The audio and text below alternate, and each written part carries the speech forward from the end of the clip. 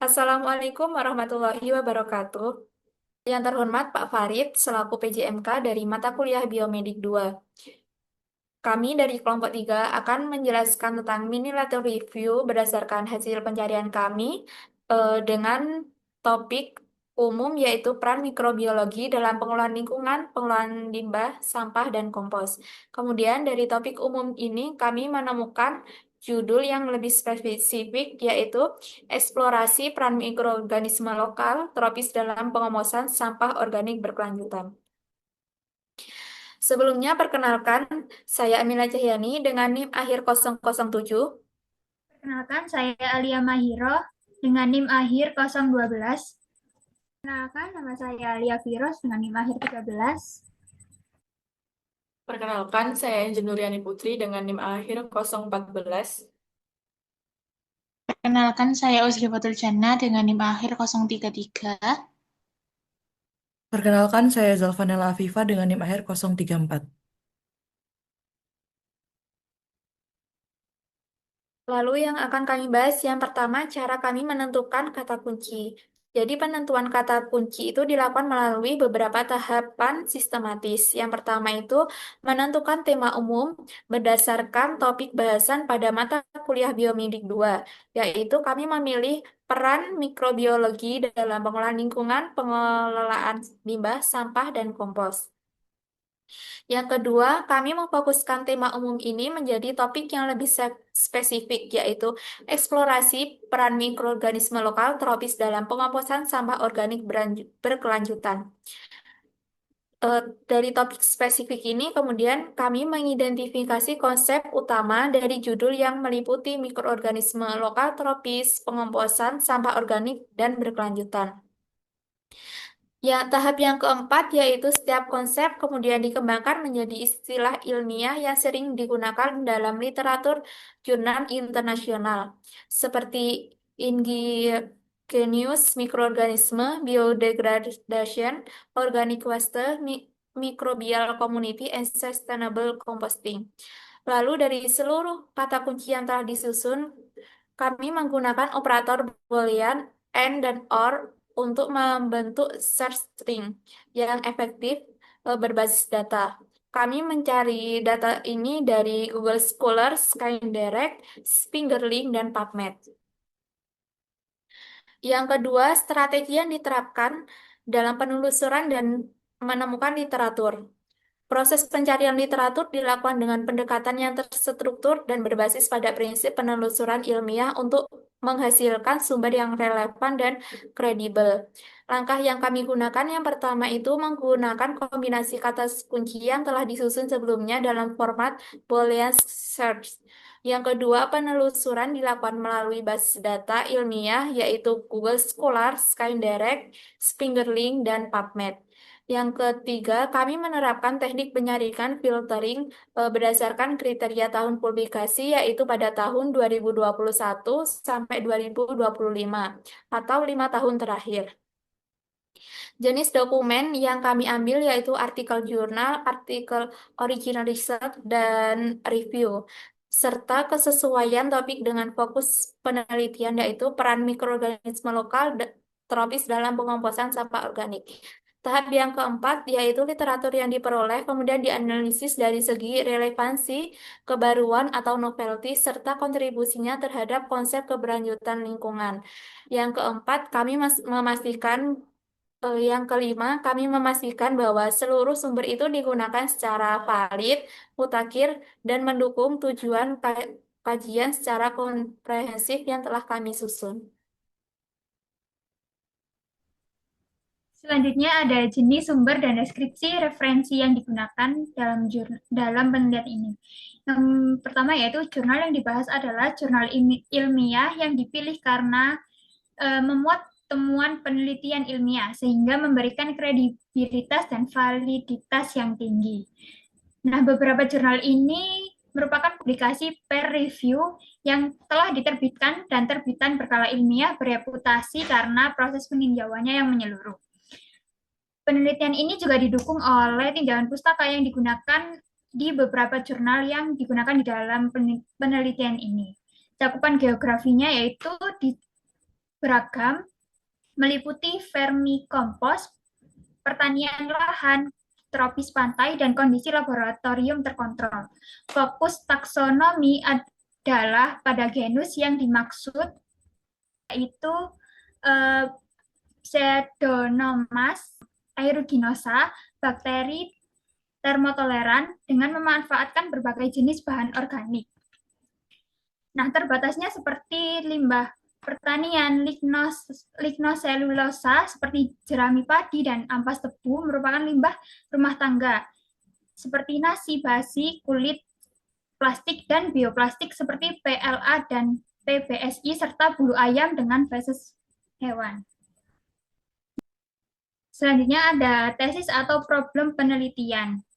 Berdasarkan dari jurnal yang telah dicari, fokus penelitian adalah mikroorganisme tropis dengan penekanan pada strain Pseudomonas aeruginosa yang memiliki aktivitas selulolitik, pektinolitik, proteolitik, dan lipolitik, membentuk konsorsium yang mempercepat degradasi berbagai bahan organik seperti jerami padi, bagas tebu, kokopeat, dan serbuk gergaji, sekam, bulu-bulu unggas yang memperkaya feses sekaligus mengoptimalkan efisiensi retensi nitrogen dan kualitas agronomis kompos akhir dalam konteks pertanian berkelanjutan.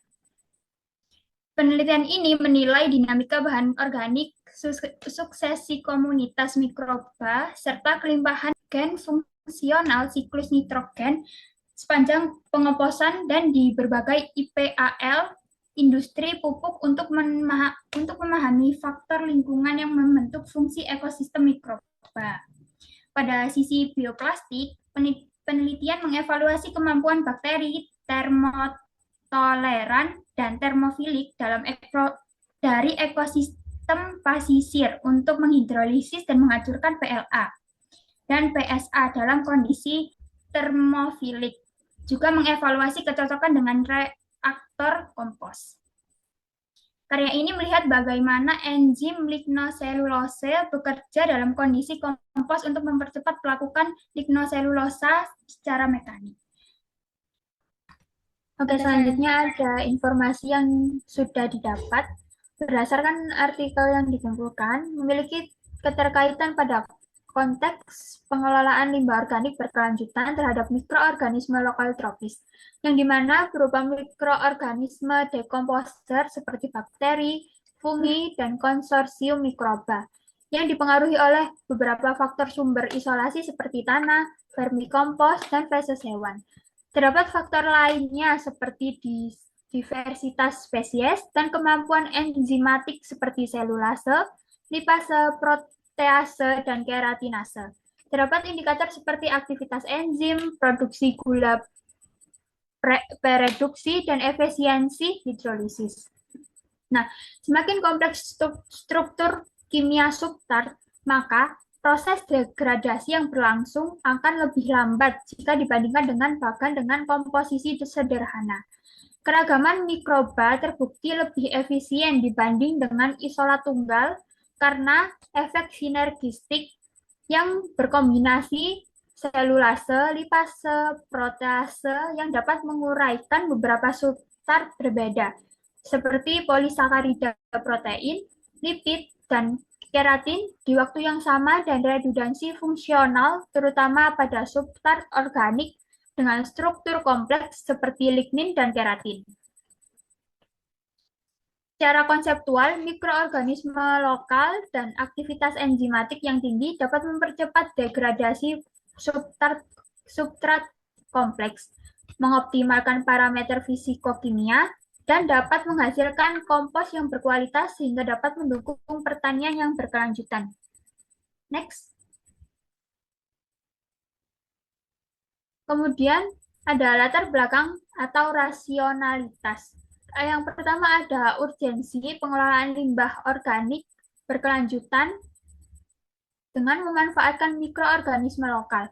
Rasionalitas utama terdapat pada volume limbah organik global yang kian meningkat dengan masa pendaur ulangan yang masih rendah. Melalui masalah ini, memicu kebutuhan pada dekomposisi yang ramah lingkungan dan efisiensi yang dapat digunakan untuk kelestarian lingkungan. Yang kedua, ada gap penelitian konsisten pada data komparatif yang kurang mengenai efektivitas beberapa mikroba versus satu mikroba dalam mendegradasi berbagai limbah organik yang kompleks. Kemudian selanjutnya ada setting studi pada beberapa artikel banyak dilakukan di wilayah tropis seperti Indonesia, Vietnam, Thailand, India, Brazil. Namun juga terdapat beberapa studi yang dilakukan di wilayah non-tropis. Nah, studi ini berfokus pada limbah pertanian lokal, limbah domestik, limbah industri, baik dalam laboratorium terkontrol maupun dalam uji lapangan.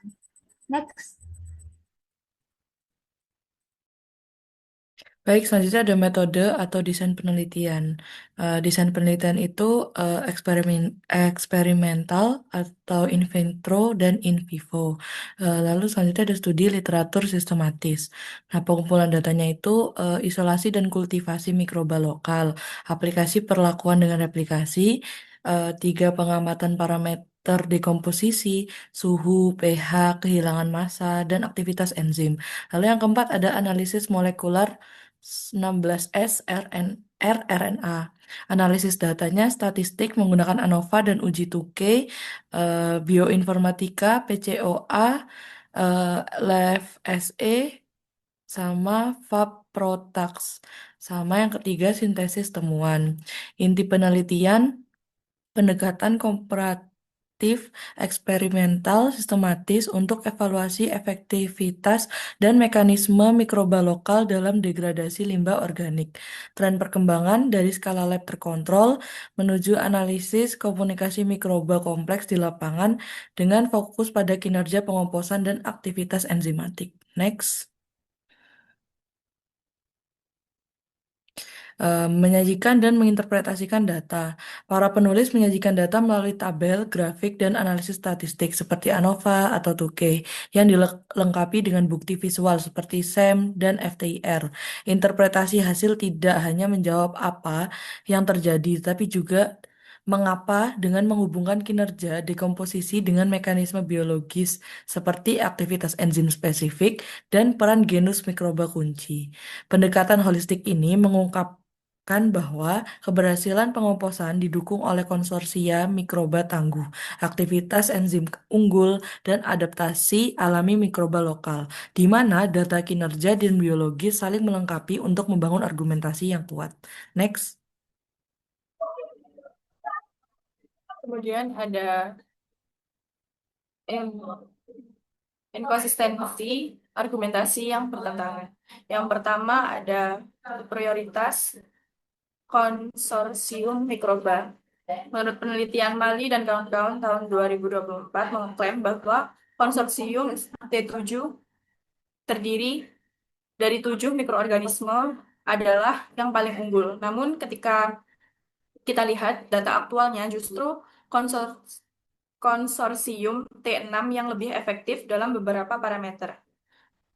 Contohnya, untuk degradasi limbah buah, T6 membutuhkan 45 hari, sedangkan T7 malah lebih lama, yaitu 46 hari. Kedua, ada mikroba lokal dan substrat asalnya. Secara teori, kita mengharapkan mikroorganisme dari suatu ekosistem akan paling efektif mendegradasi limbah dari ekosistem yang sama. Tapi penelitian XA dan kawan-kawan tahun 2021 menunjukkan hasil yang berbeda. Mikroorganisme yang diisolasi dari lahan tebu justru tidak paling optimal dalam mendegradasi ampas tebu. Ini menunjukkan bahwa faktor lingkungan dan komposisi substrat ternyata lebih penting daripada asal geografis mikroba. Yang ketiga ada perdebatan mengenai mikroba, mana yang paling dominan dalam proses degradasi.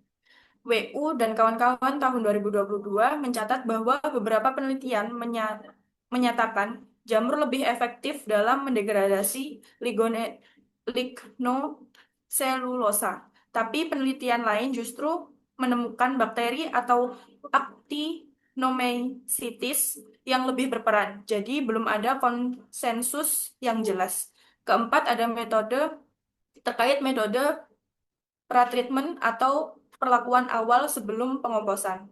WU dan kawan-kawan dan Asok Kumar dan kawan-kawan keduanya dari tahun 2022 menunjukkan hasil yang kontradiktif. Efektivitas metode pretreatment ternyata sangat bervariasi tergantung jenis substrat, skala operasi, dan kondisi lokal. Jadi tidak ada metode yang one size fits all. Kemudian yang kelima ada mengenai hubungan suhu dengan kecepatan degradasi. Penelitian LU dan kawan-kawan tahun 2025 menemukan sesuatu yang menarik. Suhu yang paling tinggi yaitu 69,2 derajat Celcius. Ternyata tidak menghasilkan degradasi yang paling cepat. Ini menunjukkan bahwa hubungan antara suhu dan aktivitas mikroba tidak sesederhana yang kita kira. Dan ada faktor-faktor lain yang juga berperan penting. Jadi, dari kelima itu tadi, gap penelitian yang perlu dijawab adalah terkait interaksi antar mikroorganisme lokal, tropis, dan berbagai jenis substrat organik dalam kondisi yang berbeda-beda. Dan ini juga menjadi salah satu alasan kenapa penelitian ini kita penting untuk kita lakukan. Next. Baik, selanjutnya adalah limitasi atau hal yang perlu diulas kembali atau diuji kembali oleh peneliti. Nah, dalam beberapa literatur yang kami gunakan, ada beberapa hal yang perlu diuji kembali adalah seperti hasil analisis keterbatasan data, lalu penelitian in vivo atau dalam makhluk hidup seperti penelitian atau pengujian pada tikus ataupun kelinci, lalu kurangnya uji klinis lanjutan, serta adanya keterbatasan generalisasi dari hasil penelitian karena beberapa penelitian itu masih terbatas dalam skala laboratorium yang laboratorium skala kecil dan juga hewan uji yang sangat terbatas. Beberapa penelitian juga ditambah dengan variasi penelitian yang belum optimal, lalu durasi penelitian yang sedikit, dan jumlah sampel yang terbatas. Dan keterbatasan menggunakan metode analisis. Next. Ini beberapa daftar pustaka yang kelompok kami gunakan sebagai acuan. Next.